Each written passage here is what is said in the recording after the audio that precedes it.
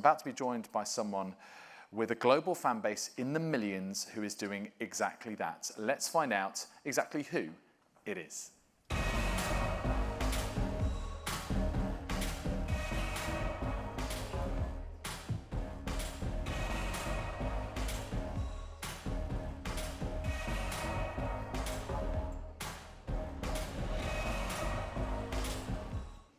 Okay, so let me just give him the briefest of introductions. Aidan Gallagher is an actor, musician, a UN Environment Programme Goodwill Ambassador, and in fact he was the youngest UN Goodwill Ambassador ever designated in the UN system. Aidan is passionately active in the climate movement. He uses his platform as an entertainer and a performer to share environmental messaging with a significant global audience via, of course, his social media following. And in November 2021, he started his Trees with Aiden initiative in conjunction with Envision Racing, with a goal to inspire 1 million climate action pledges, for which Envision will match up and plant 1 million trees. Let's bring it on, shall we? Please welcome Aidan Gallagher.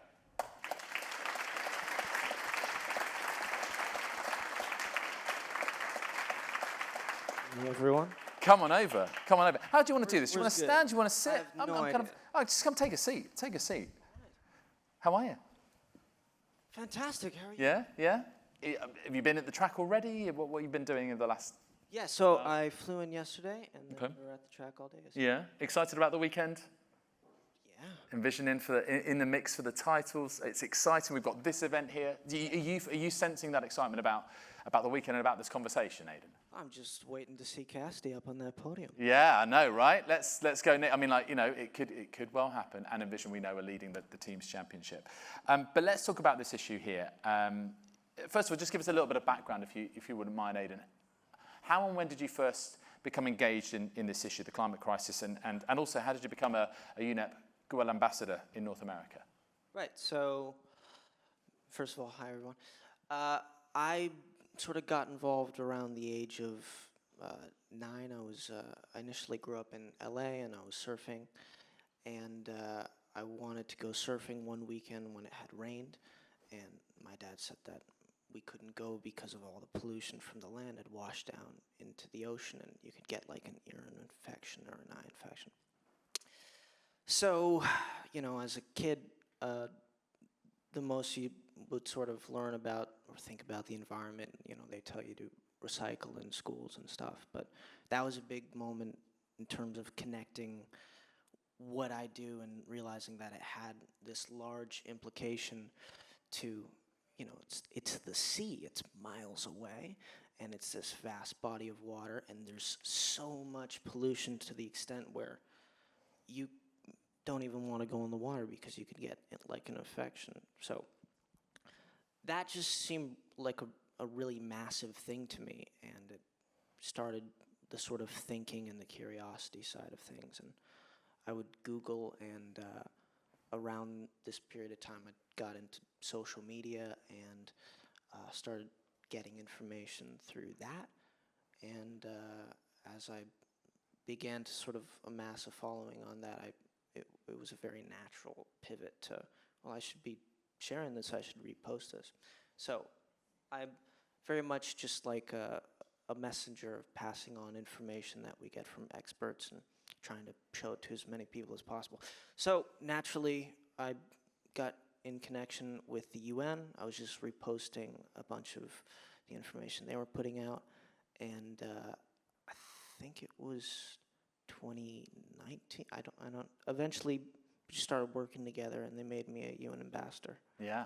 And it's been growing from there. Yeah, fantastic. So interesting that actually your first engagement with this was through sport, was through surfing. And I think it's one of those things that sometimes we forget. We think about, you know, the climate crisis, we think about global warming, or as it's been called in the media today and by Antonio Guterres yesterday, global boiling.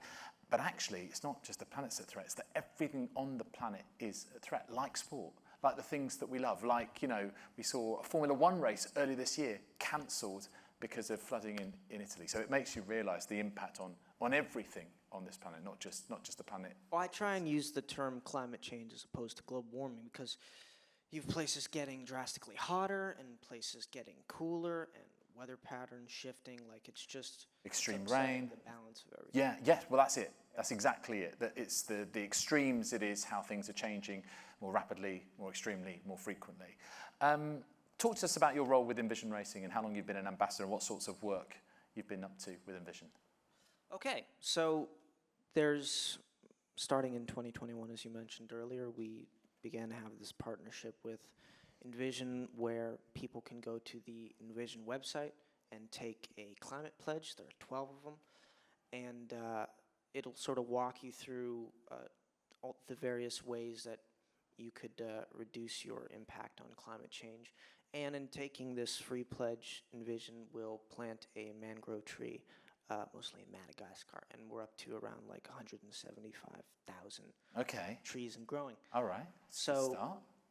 yeah, that's been an amazing opportunity that essentially anyone can go online, see what they might already be doing, see what else they could do, and very easily do something which is both individual and communal. You're part of all of these other people who are helping to essentially replant an entire forest.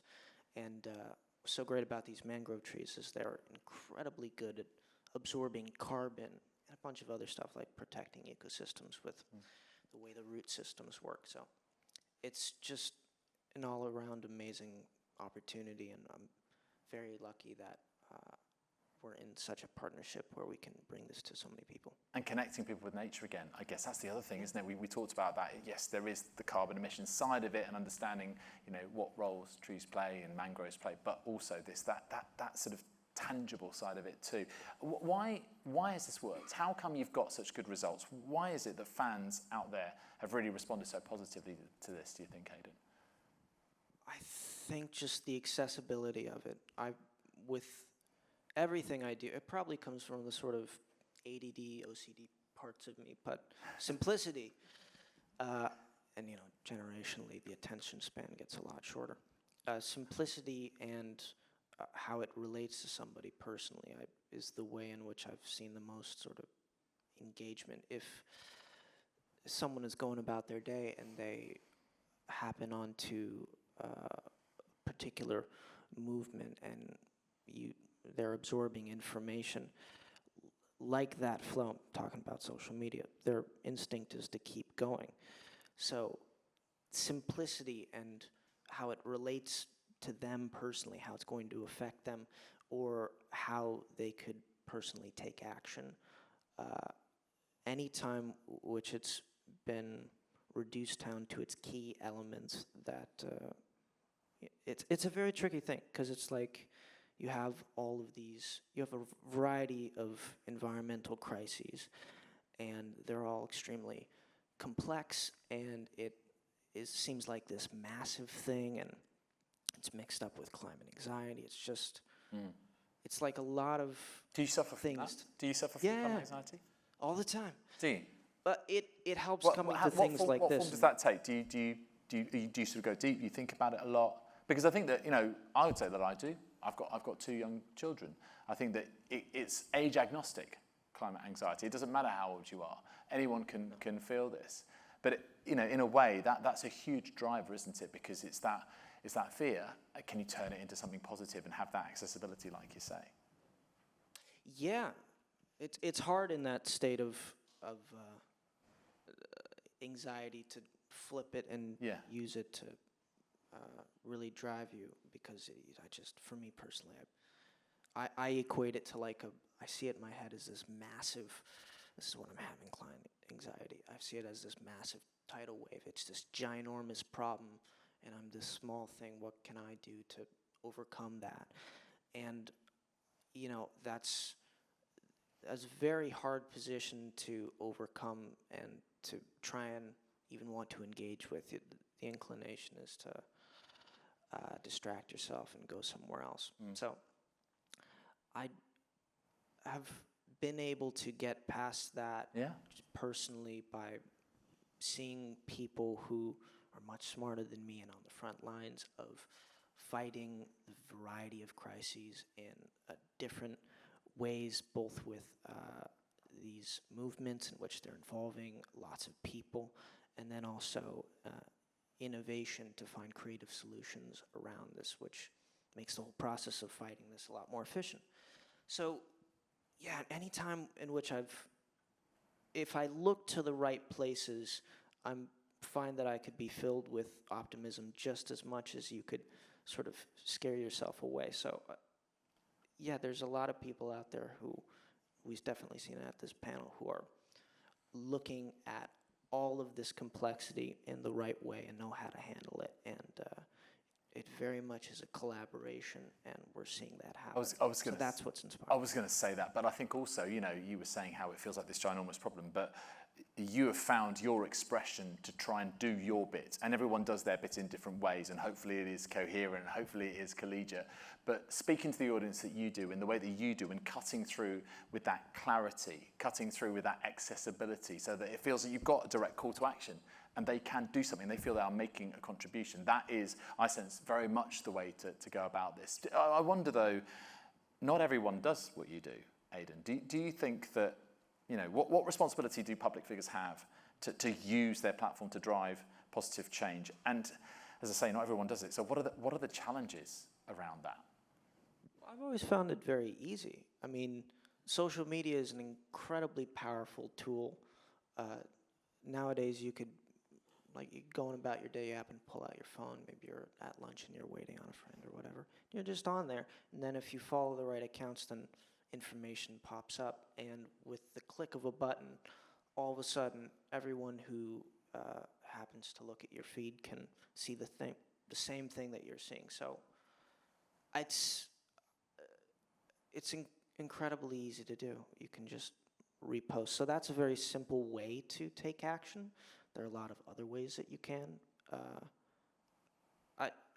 I grew up with it, so I didn't really think about it. It's more so just the natural pivot of, wow, I didn't know this. This is going to impact me and the people that I know and people around the world who I've never met. And in a way, we're all in that together. And yet, 5 seconds ago, I had no idea that this was even happening. And so I just would see it and try and pass it on. And you can do that on like a social media level, but you can also do that just within your own social circles. Right, exactly. So it's always seemed like a natural thing to do, but I do think if you I very much am in this in terms of luck, that I've been someone who encountered what's going on, and then, oh my gosh, I have people who happen to see the things that I put out, so I do feel responsible in a way to help share whatever I come across that I feel is important. Greta puts it really well in this metaphor of a burning house, and I look at it that way a lot, of like, if the house is on fire and there are people who are unaware of it, they're sleeping, you'd want to wake them up, and, you know, communally, there's no other house to go to, so we got to put out the fire. You've got to wake them up, got to put out the fire. Yeah, I mean, I think it's, I often look at people like yourself, Aidan, and in my world as a sports presenter, athletes who have huge profiles, who a lot of people look up to and look to for a steer for how to lead their lives. And I think it is sometimes tricky because those athletes, those people with profile, worry about hypocrisy, worry about getting that backlash from the audience when they say they stand for something like climate action, and then the response might be, oh, hang on a minute, you fly around the world playing in all these fixtures and competing in these tournaments, etc. And so they therefore go, oh, actually, I'm going to retreat back in. So I can sense why that might be. That's another, in addition to like simplicity in terms of messaging, I always stress that, like, you don't have to be perfect. Like, don't be a saint. Just like, do something. Do what you can. Jane Goodall put it very well. That just every day make sure that you've done something. You know, when you're in bed at the end of the night, you got to make friends with the voice in your head. And you know, I did what I could today. So, yeah, I mean, as long as you're making some step forward, you shouldn't stress it on yourself. Well, better to do something than do nothing, right? Because otherwise, what do? We just take our ball home and then just don't play. It's like the optimism versus nihilism thing of this can be incredibly stressful, or this could be incredibly inspiring and collaborative, and something that at the end of the day I feel better about. Yeah, and inclusive. I think that's the other thing, isn't it? Everyone can get involved with this, you know, whatever walk of life, whatever age you are, wherever you're located. It's very cool to come here and see such incredible panelists from all these different industries and how they're crossing over and collaborating to create these incredibly smart and just these solutions that are going to help. You know, I'm as much here learning as I am coming. But you're their megaphone. I would have loved to yield my time and heard more about what they were going to say. Well, I mean, just even simply the fact that you're helping, you know, spread it, but you are their megaphone. And I don't know if you know this, but research from MIT shows that, unfortunately, scientists over decades have become less and less listened to or influential in society, but actually people with platforms like yourself and people in sport are more and more listened to, which makes me think, okay, so then we've got to be their megaphone. We've got to collaborate with people like... Well, electric racing is a perfect way to start talking about this sort of thing. Yeah. It's incredibly exciting. Yeah, for sure. I just want to close with a question that's been submitted by a fan in Brazil. Her name is Melissa Silva, and she asks this. What are the main initiatives that a teenager can take to reduce greenhouse gas emissions and promote adaptation to the impacts of climate change? What would you suggest for Melissa? Well, an incredible resource at the moment, and it's one of the things which we've been trying to push really hard, is these climate pledges that you can take just on the Envision website. So there are 12 of them. They're all different. Some of them have a little bit of overlap, but it'll walk you through the different ways that you can fight climate change. And yeah, I'd look to that as a resource. To name a few, you can reduce meat consumption. You can look at ways of recycling e-waste, or just managing it in a way in which it's not just being thrown away, and so many other things. Like, there's a lot of stuff in there about like energy consumption and how best to use it. I'm not doing a good job here, but the Envision website... No, you are. It's perfectly laid out. It's incredibly simple. But you are. Don't do yourself a disservice here, Aidan. Like an individual thing for free, a tree is going to be... But again, I'll come back to it. The climate crisis is a communications crisis. We need to communicate better. We need to make it accessible. And I think that, you know, you are helping doing that, and hopefully these 12 initiatives... I'll do what I can, as long as I can. Fantastic. Aidan, we're going to have to leave it there, but it's been such a pleasure speaking to you. You're such an inspiring figure, and we really do appreciate you being involved in this conversation. Ladies and gents, Aidan Gallagher. Thank you all. Off we go. Thank you so much. I love that. This is, you know, with real talk here, you know, a genuine person who genuinely cares about this challenge, and it's fantastic to have Aidan here. A brilliant way to end our event today. Thank you so much for all of you for joining us here at the Science Museum, and of course to all of our speakers and our moderators for their fantastic insights. For everyone here in attendance, there is a post-event reception downstairs, some canapes, some drinks put on for you, so feel free to stick around with us for a bit. I hope that if there's just maybe one thing that you will take away from today, rapid and systemic change isn't just possible, it's absolutely essential. I think we are hearing that loud and clear, and we each have an opportunity to affect that. We're all change agents. We can all play our part in some way or another. And to echo the words that we heard from Dr. Goodall earlier, she closed with 3 simple words: together we must. Thank you, and see you again next time for Race Against Climate 25.